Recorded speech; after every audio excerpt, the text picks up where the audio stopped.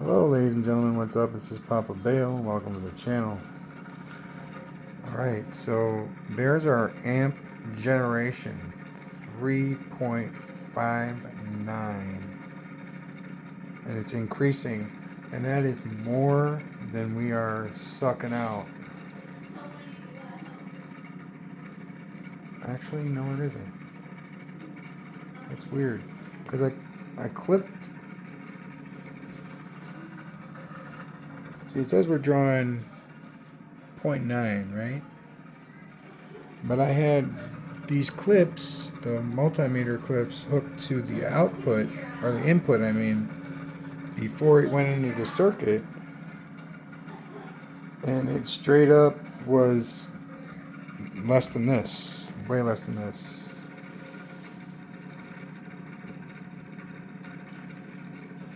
Like no, actually, kind of just like 20 milliamps less.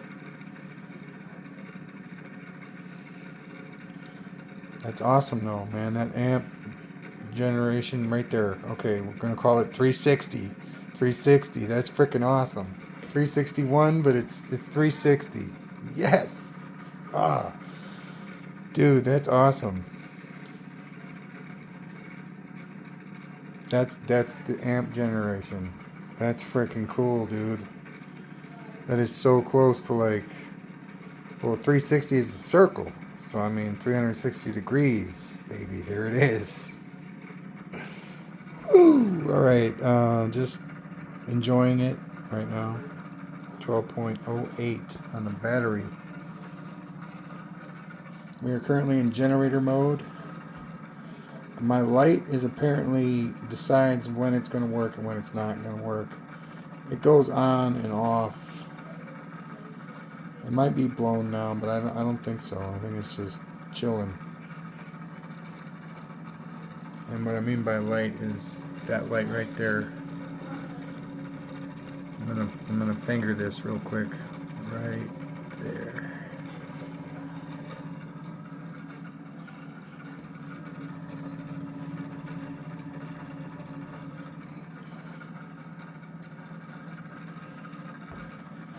Now, if I unplug the cat bank, oh shoot, oh my lord, dang. What the hell just happened there?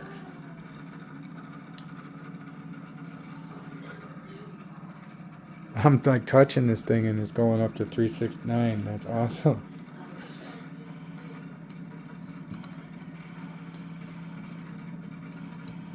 See, there's our light. I disconnected the cap bank and there goes our light.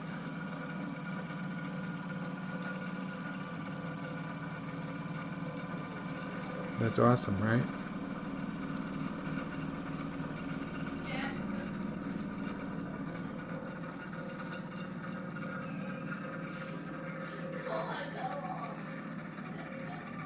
That's so cool, man. That was going so fast.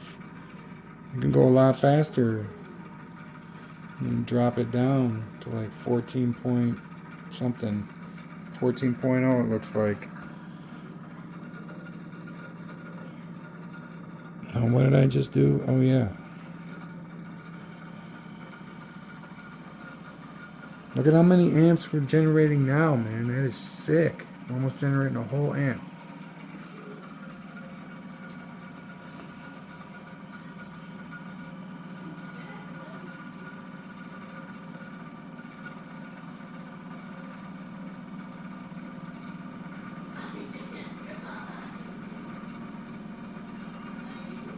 This is just 14.1. Woo!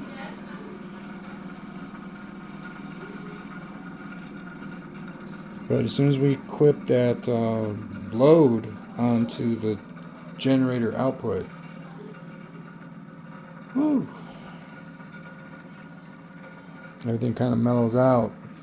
But the amp draw goes up. It was at 0.5 when it was going so fast.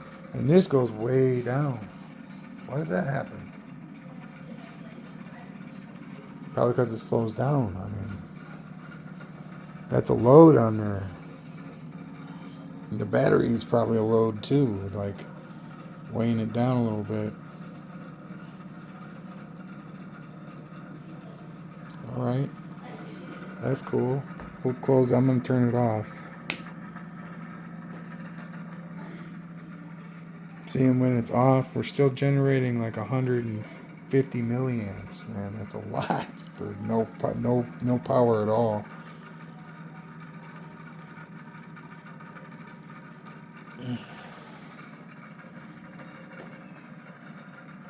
So it's flywheel right now. Oh, that just went up. The power's off, and that went up. Flywheel application. All right, here. This is gonna freak us out.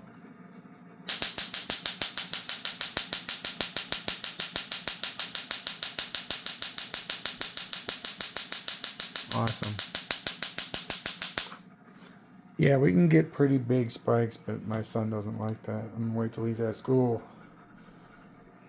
Yeah. All right. It's fun. I enjoy it. I mean, it's just popping. Look at that, man. That's going up. That went up to 142.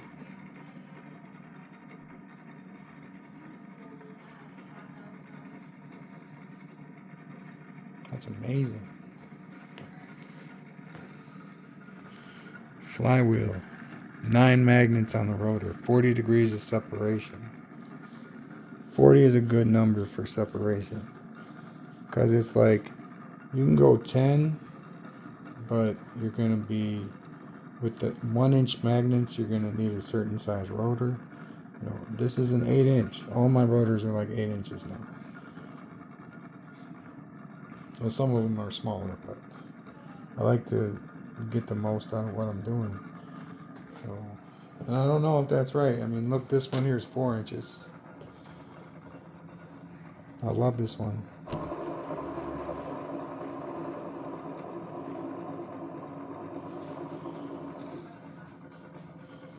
We're just talking rotors right now.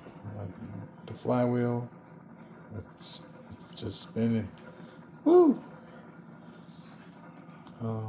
Little man right here.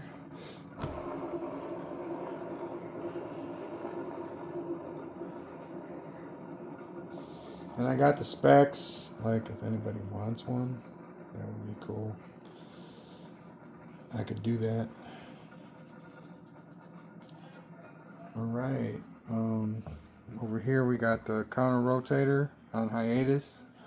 We got the 12 magnet rotor underneath there, so that'll hold 12 neodymium magnets, cubic style. We got the 180 right here, which can be a 90-degree pulse motor as well. Boom, we got the OTCX1 tabletop miniature thing going here. Got 12 spokes, or 12 holes. Aluminum will go in every other one, and an Utron will go in every other one. That's going to be cool if I ever get to doing it. I do want to get the aluminum as thick as possible, though. So I want like a lot of eddy currents. I think we want that in this, because we're going to use the aluminum to force the disc, and then we're going to use the Utrons to create a counter rotation inside the disc. So the disc is going to be spinning one way, the Utrons are going to be inside the disc spinning another way, and that right there is going to generate, you know,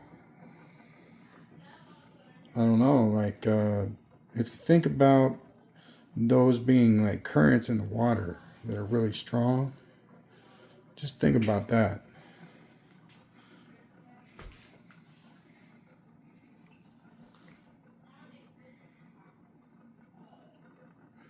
I think it, I mean, like, if you look at it from the earthly perspective, it's all part of a big machine that is biological in nature. What I mean is that it's more likely alive, and we've kind of known this for a long time, actually. We just forgot and let's stop focusing on the fact that Mother Earth is alive. I mean, sure, and I believe that it's actually like a biodome. It is. It's somebody's experiment. Like, you could even go as far as to say our universe is somebody else's experiment. You know what I'm saying?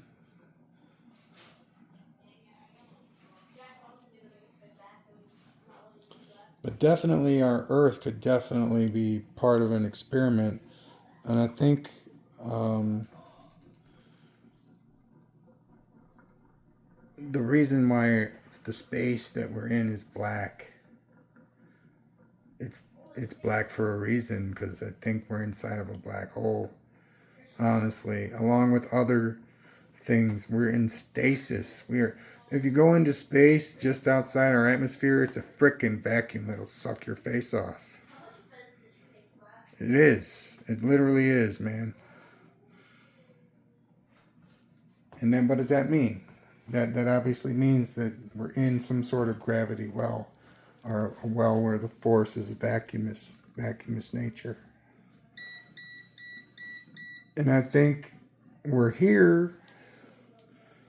I think we were put here, honestly. I think we put ourselves in this hole because the event horizon can save us from anything.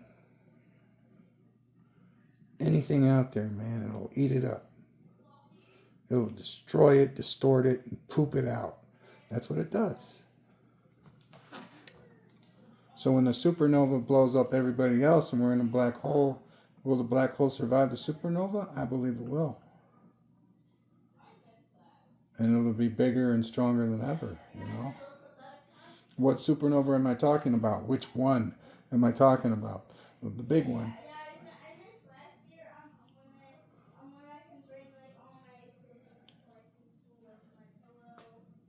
There was an expansion. The expansion of the universe expanded more rapidly at a certain point in time. Um, this, I believe, has been proven. I mean, I only like heard it on a documentary, but I understand that phenomenon. Something cataclysmic in the universe fucking happened to accelerate the expansion. And my inkling tells me it was a massive supernova. Like, huge. And I think these black holes that are around, like, you know, depending on the size of the planet, they're actually more like defense mechanisms. If they're generated by people, if they're actually humanly or humanoidly generated,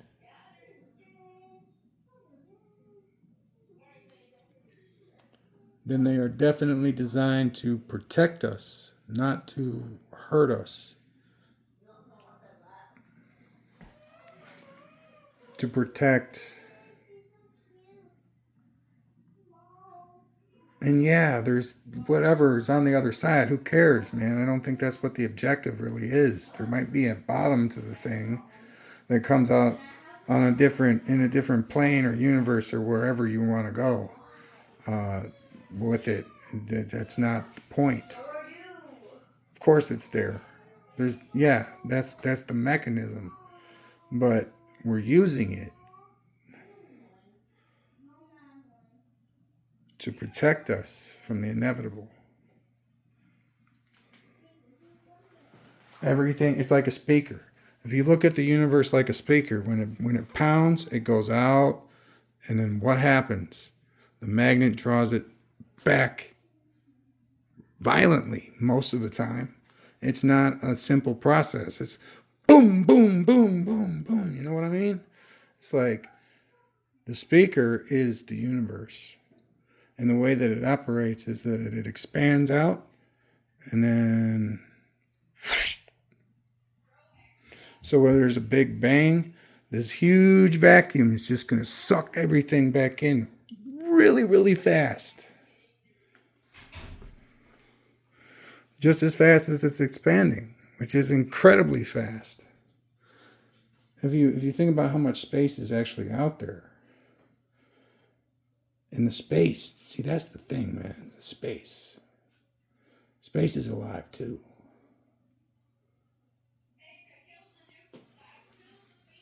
And you can't, that's the contrast between space and, anything else, man, light, anything else. The contrast between the two is what makes it what it is. It's not one without the other. It's both. And, we're moving really quickly towards an age of like everybody being accepted for who they are and not having to change or adapt or freaking anything like that, man. We're headed to like really good times. I hope I live to see them.